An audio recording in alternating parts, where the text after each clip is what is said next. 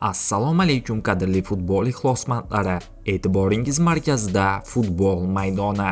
Kanalimizga obuna bo'lib, videolarimizga bir dona like bosishingizni so'rab qolamiz. Yaxshilab o'rnashib oling. Demak, biz boshladik. Cannavaro Kongo bilan o'yin oldidan. Ertaga boshqacha bahs bo'ladi.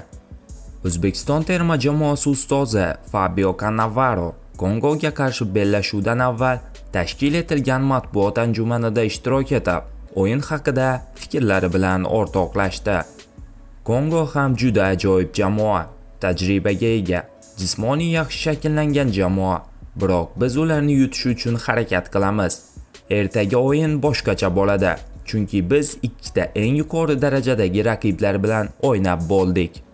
Oxirgi o'yin ham oson kechmadi, uni tahlil qildik. Birinchi bahsda Yusupov yaxshi o'yin ko'rsatdi. Biz shunchaki boshqa darvozabonimizga ham imkoniyat berishni xohladik. Bizda yuqori darajadagi 3 ta darvozabon bor. Men barchaga imkoniyat berishga harakat qilyapman, chunki bu juda ham muhim tajriba hisoblanadi, dedi Cannavaro. Sizni fikringiz qanday? Kongo bilan o'yinning taxminiy hisobini kommentariyaga yozib qoldiring.